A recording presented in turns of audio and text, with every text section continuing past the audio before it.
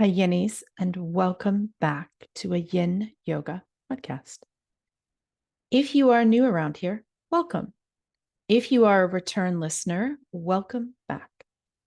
So today's topic is a bit of a tricky one, and I'm going to just preface this that a lot of what I'm going to say is actually just my opinion, right? There's no right or wrong here, but this question comes up often. Confusion about the origin, philosophically, the roots of Yin Yoga, right?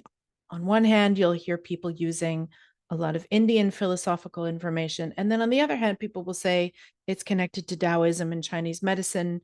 And then as a new teacher, you're somehow trying to bridge these things together. Like when I'm teaching, should I be talking about the chakras in Yin, or should I be talking about the meridians, or should I be talking about both? And oh my gosh, so confused.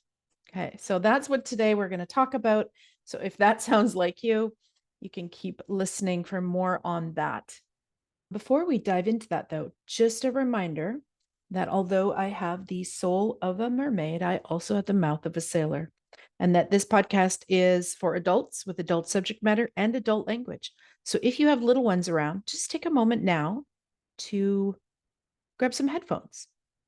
Okay. And before we dive into today's episode, I just wanted to read a brief podcast review that I have received. And I just also wanted to express gratitude for those of you who have taken a few moments to follow or subscribe, to leave me a 5-star review, whether that's on Apple or Spotify. And for those of you on Apple who also did a written review, thank you very much. I've mentioned it before, but this is one of the ways that the algorithms start to know that people are enjoying this podcast, so that when people go into their podcast app and they search out Yin or they search out yoga, Apple or Spotify is more likely to show them this podcast. So thank you for taking a couple of moments to do that. Endlessly grateful for you. Appreciate that very, very much. And if you haven't done that yet and you want to, you can just go into whatever app you're listening to and just give 5 stars. If you also can do written review, please feel free in Apple, and I would be grateful. I recently found out that in Apple, I can only see certain reviews based on the location of the person who offered the review. And there is a way that I can see all the reviews, but it requires like a special link and all the things. And I'm sharing some of the ones in the next few weeks that I didn't actually see originally. This one is by Bonnie F108. Thank you, Nick, for this podcast. I am a true lover of all things yin. My favorite to practice and my favorite to teach. My training was also based in the trainings of Paul Grilly. My instructor learned from him as well.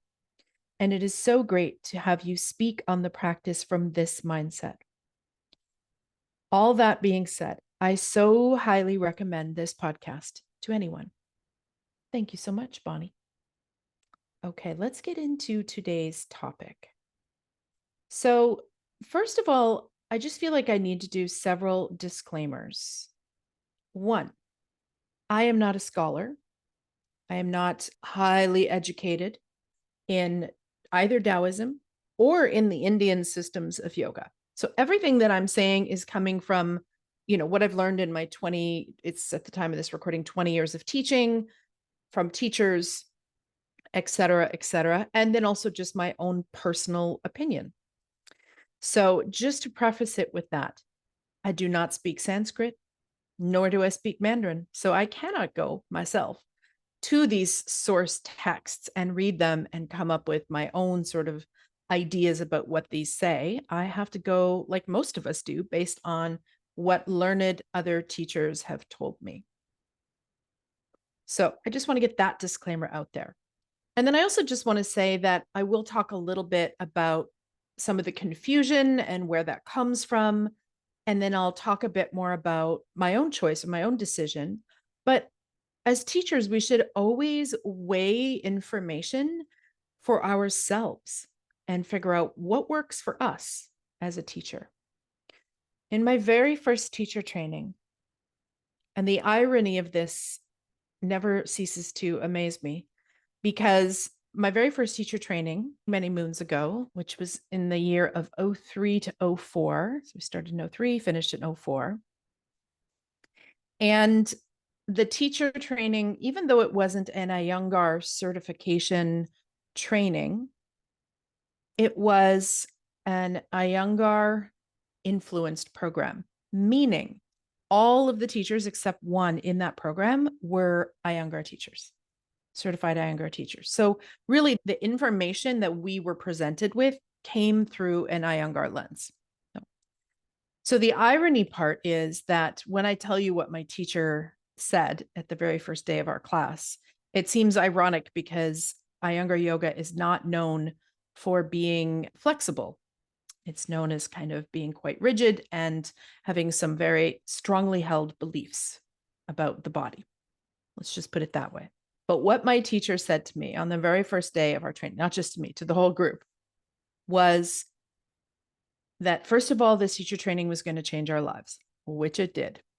One of the advantages of having that training spread out over the course of that year and a bit was that we really had time to absorb the material, which was wonderful. She said, this teacher training will change your life in ways that you're not even aware of now, which is, from my experience, almost everybody who's taken a teacher training has noticed that. And then she said, some of the things that I say here will sort of push a button, and you might not agree with me. And if you don't agree with me because you have done the investigation and it just doesn't ring true with your own experience, with your own life, with your beliefs, if it just doesn't resonate on a heart and soul level, toss it out then. It's not for you. If, however, what I say pushes that button in the other way, which is it's pushing up against something that you haven't examined or don't want to examine, right? If it's pushing up against a long-held belief or a way that you've always done things or the way that you were taught and you haven't investigated that deeply, then I would encourage you to sit with it. So sit in the discomfort of, ooh, I don't like what she just said. I don't agree with what she just said. I don't know if that's true. That's the opposite of what I've been doing or thinking. So it must be wrong. So she encouraged us to sit with that discomfort and to study it and to learn from it. And that was probably one of the best things that anybody could have said to me when I first started teaching or in my first teacher training. And the reason this was one of the best things that somebody could have said to me in my very first teacher training is because I am a bit of a critical thinker. I am always kind of pondering, thinking, analyzing, putting it all together in my head. Then I have to drop it into my heart, and my heart's got to figure out what makes sense and what doesn't make sense. And I put it into my body, and then I can decide, is this for me or is this not for me? So, and that's probably because I'm an introvert. So I do need that time to sort of internally process and decide if something resonates with me, and if so, in which ways, and not in which ways, etc. So that's what I want to encourage you to do here. Not just with this episode, but I'm talking about this episode now, but with any of the episodes that you listen to, is please always remember that what I say is not dogma. What I say is coming from my own experience, my own study, my own viewpoint at the time of the recording, and things could change. So please just know that. So I'm going to do my best to kind of break down why there's this confusion between, are we doing the Indian systems in Yin, or are we doing Chinese medicine in Yin, or Taoism? And is that different than Chinese medicine? Because it gets a little confusing. So I'm going to break that down a little bit, and then I'll tell you my own experience and what I've decided based on my own path. But you should definitely consider this information for yourself. And then before we get into all that, I want to just say that you don't have to use either of these systems or philosophies in your Yin classes at all. Just because you learn something in a teacher training doesn't mean that that automatically has to go into your classes. And in fact, if you haven't studied the subject matter in depth, like beyond a 200 500 or even 800-hour program, if you haven't really spent the time to study that philosophy with a qualified teacher in depth, it's probably smart that you don't talk about it in your classes, right? So for years and years, I taught Yin and never mentioned anything about Taoism, Chinese medicine, meridians, sinew channels, the seasons, the elements. None of that came into my class. I simply talked about, we are doing this pose, hopefully to access this area of your body. If you're not feeling that, let me know and we can move things around or give you something else to focus on or give you another pose if you're not comfortable here. And that's our intention. And then I would offer some tools for them to help them deal with their mind, their monkey mind while they were in the pose. And that was it. I didn't mention any of this stuff for years. And the reason for that is because I wasn't qualified. I wasn't learned enough or studied enough in either of these traditions to talk about them in any kind of an educated way, and also to decide what of these philosophies and information maybe I shouldn't talk about with my students, because maybe it's not what they came for, or they're not ready yet, or I need to find a way to make it really easily digestible, or to just share it with the students that are ready, right? So if somebody comes in because they're in extreme pain physically, then I don't really want to hear you talk about their meridians, right? That's all just going to wash right over them. First, they have to get to a point of feeling a sense of harmony in their body and their mind and their spirit so that they can be open to these sort of deeper teachings. So I just wanted to mention that too, that if you are a teacher who's been feeling really pressured to talk about meridians or talk about the chakras or any of that, you don't need to feel pressured, right? And plus, there's plenty of simple everyday stuff out there in your life that you could add in very simple stories that can be a little kind of teaching, but in a really light, easily digestible way, right? So I remember once being in a Buddhist meditation group, and that particular monk was really good at making the teachings kind of everyday, right? Like just everyday stuff. And I remember him telling this whole story about attachment, and teaching us about attachment based on the hummus sandwich that he had in the fridge that he was really looking forward to eating that someone else ate, right? So he got to dive into a deeper teaching of Buddhism by using a sandwich as an example. So, dear teacher, you have these things in your daily life, right? So you don't need to feel like you need to wax on poetic and philosophical if that isn't your experience, or if you don't have the understanding of the philosophy, then don't. Just use your everyday life to share. Okay, so I wanted to just mention all of that before we get into this.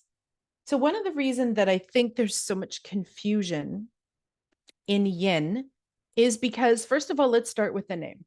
It's called Yin Yoga. Okay, so now we've already got a Taoist concept and an Indian concept. So, how does that work?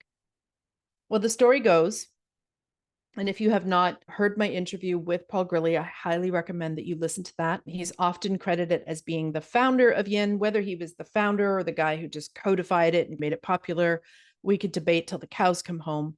But my teacher, Paul, learned some of this Yin way of stretching from Polly Zink. So I get it's confusing. There's a Paul and a Polly. Polly Zink is actually a martial artist. So Polly Zink, his foundation would be Taoist, right? His teachings would be Taoist. The yoga he was practicing, we can use the word yoga with air quotes, would have been Taoist. The names of the shapes he was making, Taoist.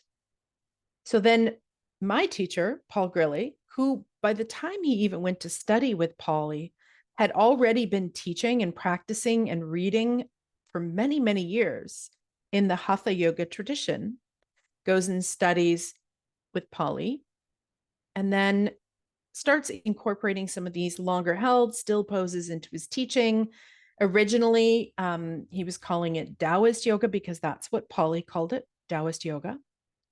And when him and Sarah Powers had a conversation about, she had then learned it from Paul and that she started teaching, they had a conversation about the fact that really they're not truly doing Taoist yoga because they were only doing half of the practice from Pali. They weren't including all sort of the more movement-based martial arts shapes. They were just doing the still long-held floor-based postures. And so the name Yin came in because what they were offering in that format wasn't yin and yang, right? It wasn't movement and stillness. It was just the still part. Paul was creating this, he was teaching, and then Sarah started teaching, and that, became colleagues. This conversation happened. This is how the story goes. She mentioned it, and then Paul decided, not really sure how that works, that he would start calling what he was doing Yin Yoga. And he did have a book coming out and needed a title for the book. So it became Yin Yoga. Now, in a culture where we are rightfully and yet overreacting at the same time, concerned with things like cultural appropriation, we could ask the question, should the words yin and yoga even go together? I mean, isn't that culturally appropriating yoga by putting yin in front of it? I don't know. This is something I've grappled with myself. I do not have a decisive answer for you. What I will say is that although if you really understand yin and you really understand the word yoga, the name doesn't quite make sense, we have to think about the fact that there needed to be a vernacular put on this. So yes, it could have been called yin stretching, although that's not entirely accurate either. It could have been called, I don't know, yin make shapes on the floor with your body, but what else would you call it? When you're taking mostly the same shapes that you would in a regular yoga practice, you're just changing the way you do them, then it is yoga. And actually, if you look back at the Hatha Yoga Pradikapa, I'm probably not saying that, probably butchered that. If you look at the recommended hold times for the poses, they were actually all longer holds. It wasn't until Ashtanga took off and then Vinyasa, which is based on Ashtanga, took off, that we started in the yoga world doing these shorter held poses anyway. So in that sense, old school yoga did have longer holds. And then the holds became shorter and shorter, especially as this practice moved to North America, and it was all about getting your sweat on and detoxifying and getting your yoga butt in time for swimsuit season and all that other shrapnel that's been attached to yoga. So I just want to mention that first, that the name itself can be a bit confusing.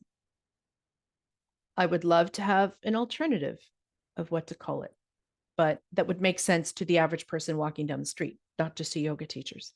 Haven't come up with one yet. If you do, please let me know. So that's just a little bit of the history. So then Paul Grilly, my teacher, takes what he's learned from Polly Zink, who he was attending his classes, and his years and years of already teaching and studying and practicing Hatha Yoga, and brings them together under this umbrella that they now start calling Yin Yoga. So if you had only studied Yin Yoga with Polly Zink, it's likely that the philosophy that you would have been exposed to would have been Taoist philosophy, because he is a martial artist. And he talks a lot about Taoism and elements and things like that. And nothing would have been wrong with that. I also think that we need to remember that, sitting on the floor with one leg out in front of you and the other one bent with your foot on your inner thigh and then folding over your straight leg, that's not an Indian thing. Like, people culturally around the world were doing a lot of these stretches, right?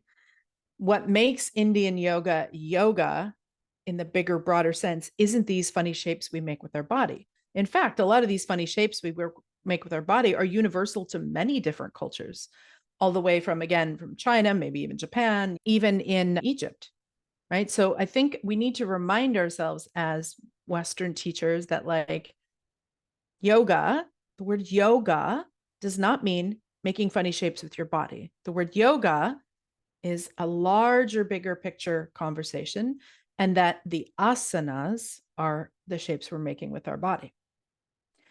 So all of this to say, Pali likely would have had a Taoist influence and would have been referring to these shapes in a Taoist way. Then he teaches Paul, and Paul learns a bit of this Taoist stuff from Paulie, but probably not a ton because he didn't study with him that long, although I know he's done extra studies on his own.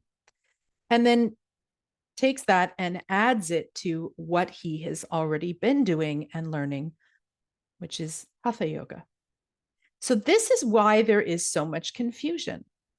You will hear people say that Yin Yoga isn't an Indian form of yoga, that it is based on traditional Chinese medicine and Taoism. Maybe if you're looking at it the way that Paulie Zink taught it, then I guess so, maybe.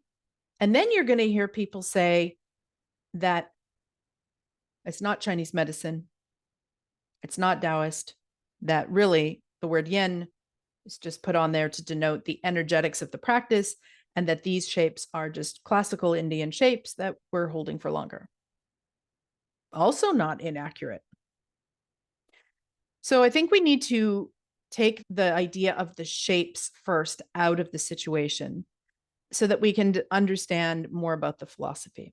So what funny shapes you're making with your body, and whether you want to call that, Taoist yoga or Indian yoga, again, I'm sure there's a ton of crossover. None of the yin shapes are like fancy, really intense, advanced asana. They're simple, basic poses that you make with your body.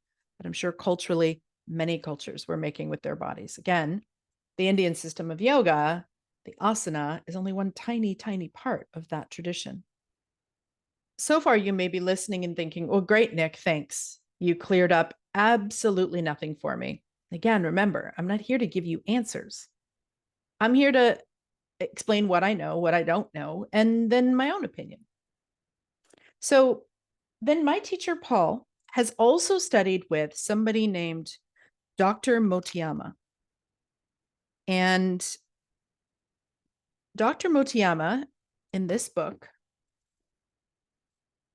I'll hold it up for those of you that are on YouTube,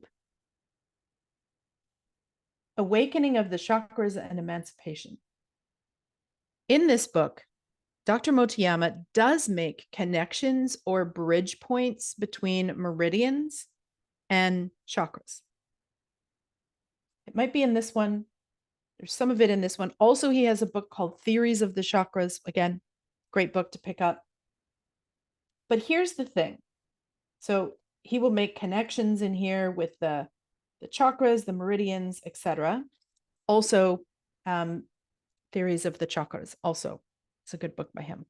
So Dr. Motoyama was one of Paul's teachers. And if you want to hear more about how he met him and studied with him and what their relationship was like, again, and the same with Paulie Zink, please listen to my interview with Paul Grilly. I'm just paraphrasing here to make this efficient.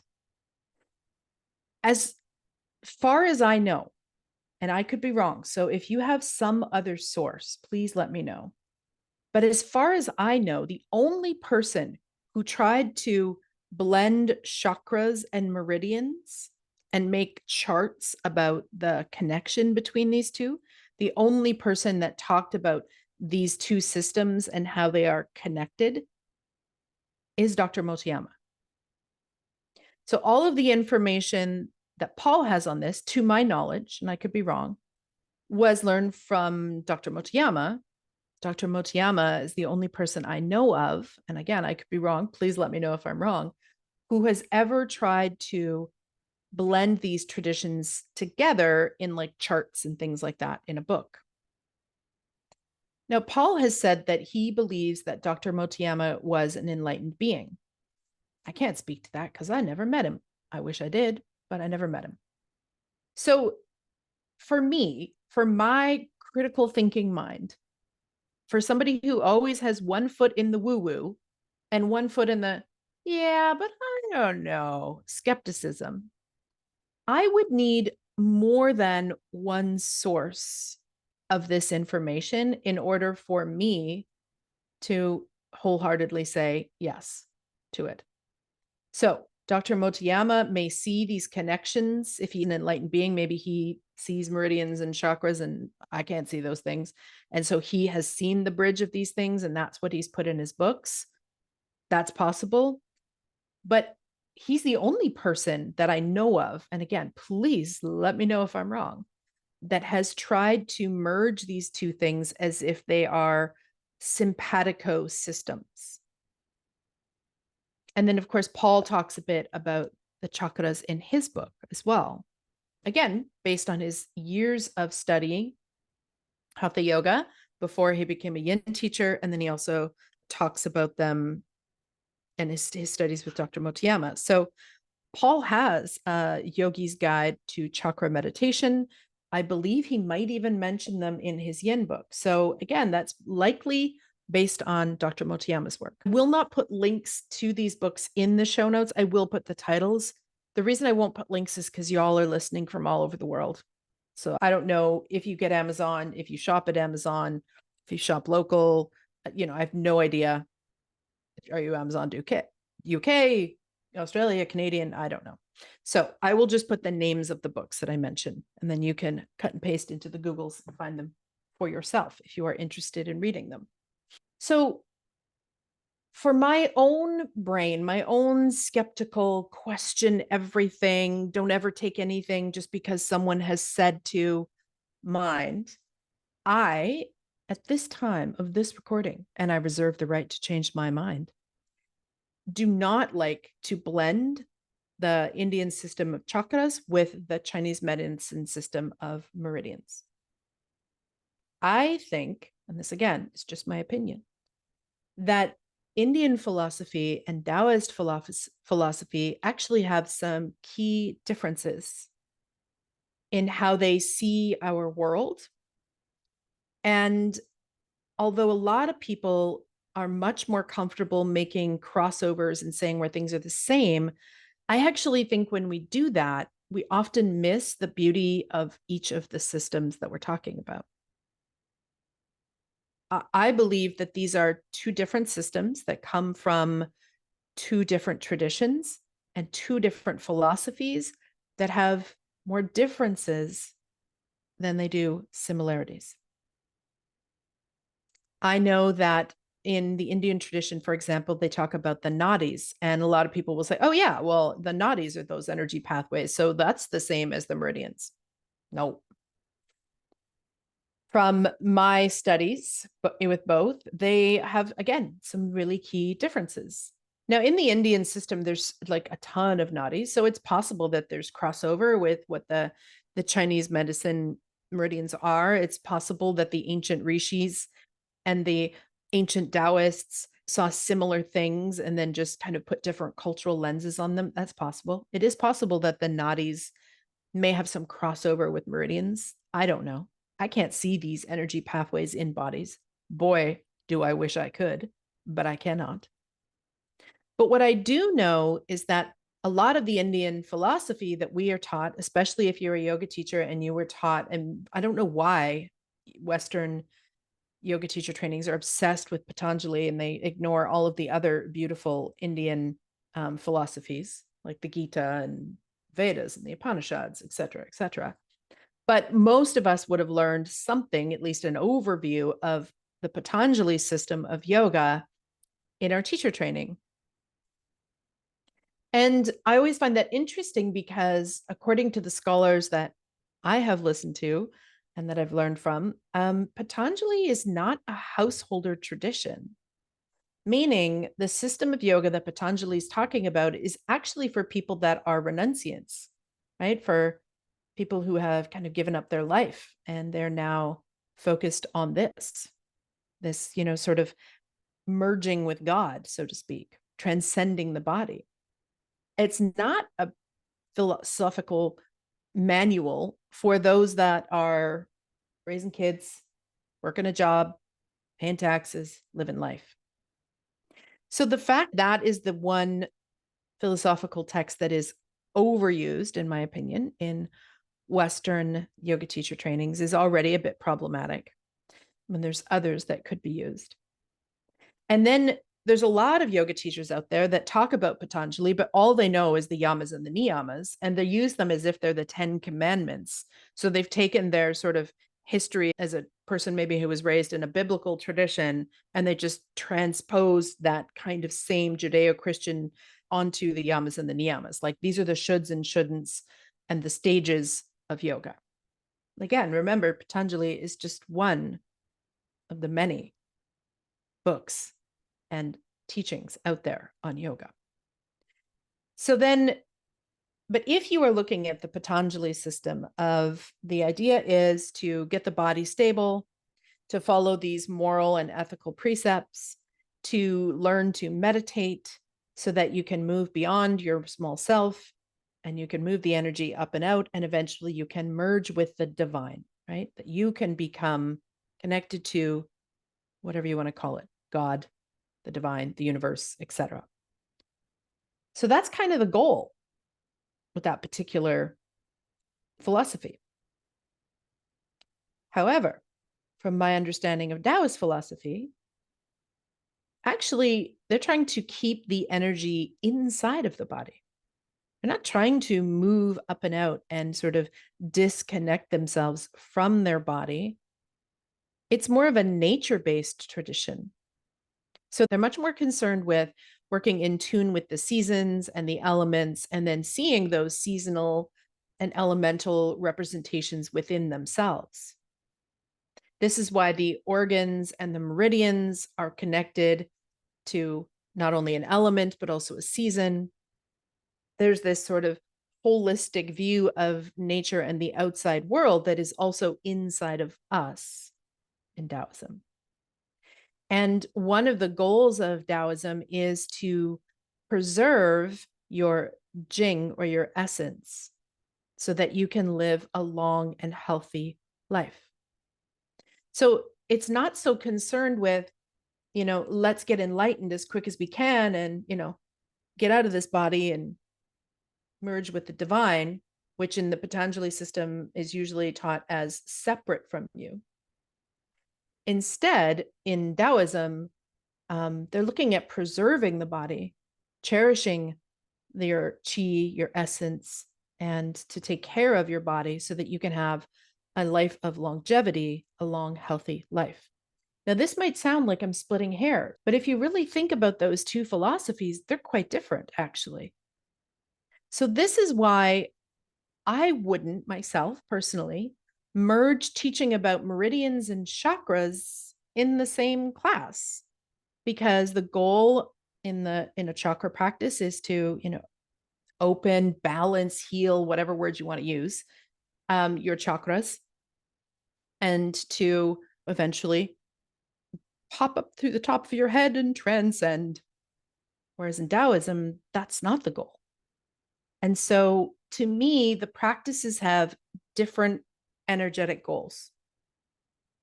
Now, there might be Indian systems or philosophies out there that are not chakra based, that are more in tune with Taoism. If there are, I don't know about them. Again, I'm not an expert in this area. This is just my opinion based on the studies I've done so far.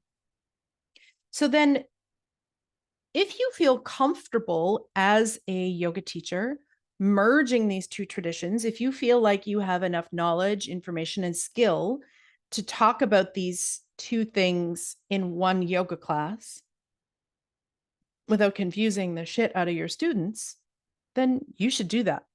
Party on with your damn self. Rock on. But again, I always like to have more than one source for my information. And the only source of information that I have found thus far that connects meridians and chakras together is Dr. Motoyama. And I have never met him. I've never studied with him. Anything I know of his teachings is from books, which to me is always the worst way to learn information, is from a book. If you can't actually talk to the teacher and ask questions, then it's very surface level. So I don't feel comfortable blending those two. I think the system in Indian philosophy and the system of Taoism have very different foundations. And so I don't blend the two. Now, I will also say that I didn't know a lot about Chinese medicine. I still don't know a lot about Taoism. It's an area of study that I definitely want to dive more into. But I didn't know a lot about Chinese medicine. And by the way, Chinese medicine is based on Taoism. So if you wonder why I keep saying both of those, yeah, overlap, big overlap. I didn't know a lot about Chinese medicine until I decided to go to school to study traditional Chinese medicine. So, up until that point, all of the philosophical information that I had about yoga was in the Indian tradition. So, for many, many years of my teaching, that was my focus. Now, I didn't share that information a lot in my classes because I have the humility to know what I don't know. And I know that you would need to do years and years and years and years and years and years, a very in depth study with a very learned teacher to really even have a small grasp on these philosophies and on these books and these sutras and the Upanishads and the Vedas and all of that. And I didn't have that. So I wasn't going around reading these things in my class or sharing these things in my class. They were just something that I was trying to study more and more as I could and when it was available to me. So I knew enough to know all the things I didn't know, which is why I didn't share them. When I was teaching up until I took my Chinese medicine studies, I just shared the anatomical area of a pose. This pose we're doing to feel sensation in your hamstring. If you're not feeling that sensation in your hamstring, let me know. And I'll either come and give you something else to do, or if you're just a very flexible person who never feels sensation in their hamstring, I'll give you some other things that you can focus your mind on to help with the practice, right? So that's what I was doing. I wasn't talking philosophy. I was guiding meditation. The other thing about my own personal philosophical background is that I am Buddhist. And so there are some definite overlaps in some traditions of Buddhism, like especially Tibetan with the Indian philosophies. And then in others, there aren't. And that's because Buddhism is a practice that doesn't try to go into a country and change so that culture has to leave all their beliefs behind and now believe this, right? It's not a missionary style of practice. If anything, the Buddhism just kind of morphs and changes so that it works with the culture that it's in. So, for example, Buddhism in Japan could be quite different than Buddhism in India, and they're both Buddhism. There's core teachings are the same, but how those teachings are taught and what's focused on and what's not focused on as much can be quite different. So I do know that there's a lot of overlap between Tibetan Buddhism and the Indian philosophies. In Tibetan Buddhism, there are chakras. There's less of them, though. And again, I'm not an expert to speak on that, so I won't.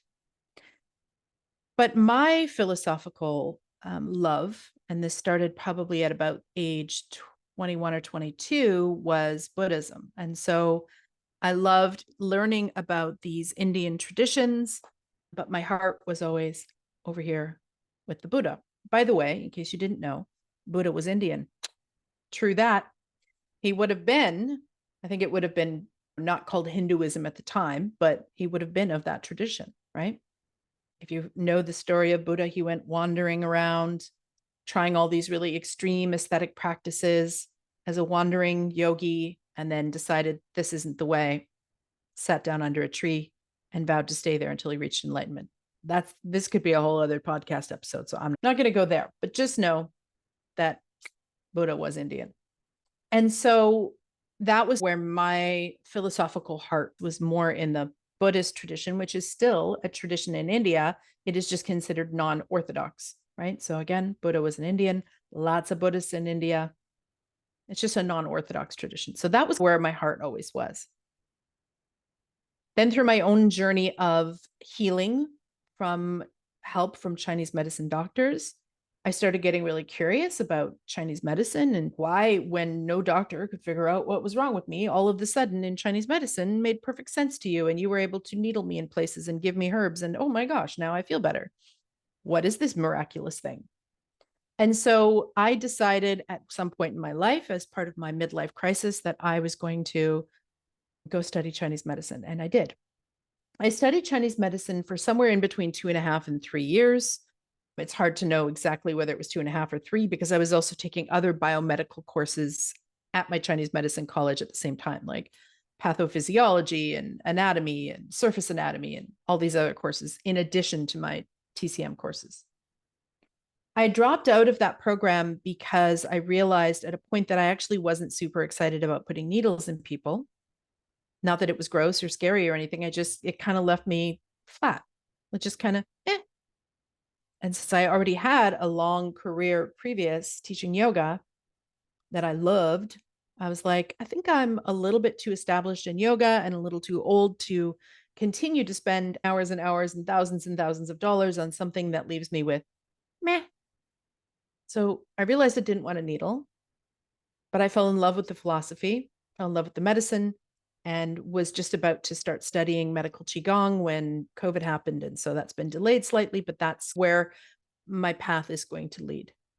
So I'm saying all of this just to say that there was a clear point in my schooling, actually, where I had to kind of look at this again.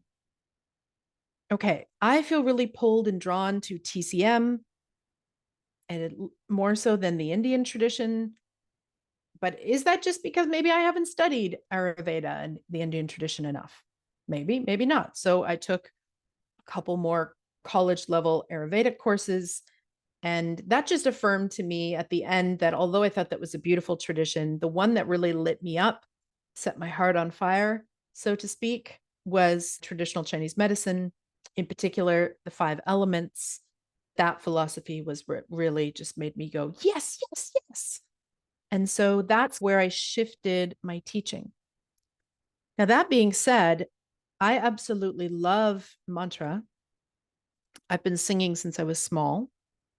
And so I still will do mantra practices from the Indian tradition and in Pali and in Sanskrit. So I will still do mantras that are from that tradition.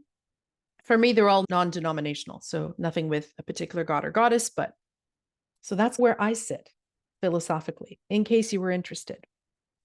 So what this means for me is that now if I do want to share some of this kind of bigger picture philosophy stuff with my students, I don't feel confused about, am I sharing about the 8 limbs? Am I sharing about the chakras? Am I sharing the Gita? Or am I sharing Taoism, or TCM? Or am I somehow in my very confused and stressed out brain trying to merge these two and share them all and not overwhelm my students? I no longer have that problem because I, through my studies, made a choice that I'm in the sort of Buddhist Taoist leaning philosophically. You might not be that way. For you, it might definitely be the more classical or orthodox Indian traditions that you really find speak to your heart of hearts, or some other philosophical tradition I haven't mentioned at all. I'm just talking about these ones because this is where the confusion usually lies. What I would say is that I think you should follow your heart. That if you believe in past lives, which I do, I believe that there's a reason that I resonate with specific traditions. And so rather than fighting that, I'm going towards that. And you should definitely choose for yourself. If you feel comfortable and adept at talking about the Indian traditions and the Taoist traditions together without confusing yourself or your students, you should do that. For most of you, and I'm guessing based on the confusion I often see in Facebook groups, that isn't the case. For most of you, you are going to feel sort of like that's a lot of information to share and a little bit of inner turmoil and confusion. And so I would say sit with it, learn more about both traditions and see which one speaks to your heart. And know that as a yoga teacher, you don't ever have to talk about Taoism or Chinese medicine, nor do you have to talk about the chakras in your yoga classes at all, right? You can find other themes. You can find things from your own life that you can authentically speak to. So if you've been feeling like you should this, you should that, you should, we're always shoulding all over ourselves. If you've been feeling that way about this kind of information in your classes, here is your big pink permission slip that you don't need to talk about any of it in your classes. If you don't feel knowledgeable enough to, if it doesn't resonate with your heart, if it doesn't come from a grounded sort of embodied place in you, then don't. It's that simple. And the people who are talking about the things that they really resonate with, that light them up, will attract the students that want that information or need that information.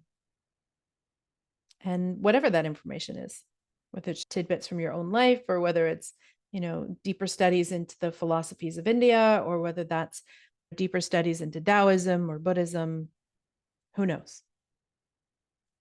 One thing I would say as kind of a way to wrap this up is what is important to me, I think, as a teacher, is that we don't forget that this is not just a physical practice, that this isn't about making funny shapes with your body. And that you, as a yoga practitioner and a yoga teacher, here's your permission slip to feel inspired to study these things deeply, find knowledgeable teachers and study them for your own sake, for your own practice, for your own heart, for your own spirit. And then if at some point in your life you feel like you have enough knowledge and foundation to share that with your students from an inspired place, please feel free. But don't hear this, you don't ever have to speak about these things ever again, and think that there's no point then to a deeper study of philosophy and yoga. There absolutely is. In fact, I will guarantee you, if you haven't hit this point yet, you will at some point. Once you've been teaching for a long time, like I have, if you don't have a study of a deeper philosophy, you're going to get pretty bored. Because you know what? Asana is only so exciting for so long. Not that I'm not doing it, not that I'm not teaching it, but one more way to describe how to get a stretch in this pose, whether it's, whatever practice you're doing, that's not what lights me up. Learning more about my craft, the philosophies, also current nervous system studies, that's what I'm nerding out about, fascia, whatever your thing is, keep learning, keep studying, even if you're not going to use them in your classes. Remember that before you were a teacher, you were a yoga practitioner.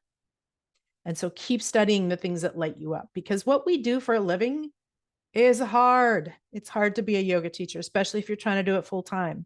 So you've got to have something from these practices that's yours to just light you up, to fill your heart and to inspire you. Otherwise, on the days where you don't want to get up and you don't want to teach another class, you don't have anything to help you. Okay. I hope that I didn't confuse things more. I know I did not give you a definitive answer. The title might have led you to think that I'm going to tell you whether you should talk about chakras or whether you should talk about meridians or whether you should talk about them both. But I'm not the boss of you. So my hope is just that for those of you that are really confused, that either you learned something from this, or even if you didn't learn anything, you knew all of this history already, maybe it just gave you a permission slip to follow your heart with your teachings. Because if your teachings don't come from a grounded, centered, rooted place that then is inspired by your heart, meaning your compassion for wanting to share what you know with your students, then it's just pretzel stuff. And that's not going to feel good for very long as a teacher. Okay, my friends, I hope you find this helpful. Please feel free to let me know if you have questions, if you have topic ideas, if you are confused, if you have conundrums. Please message me on Instagram. Just send me a little message, either at Nick Danu Yoga or at Yin Yoga Podcast with your questions, and I will happily make an episode on them. If I feel qualified to talk about it, I will. If I don't, I will find someone who is qualified to talk on it. Okay. Until we meet again, bye for now.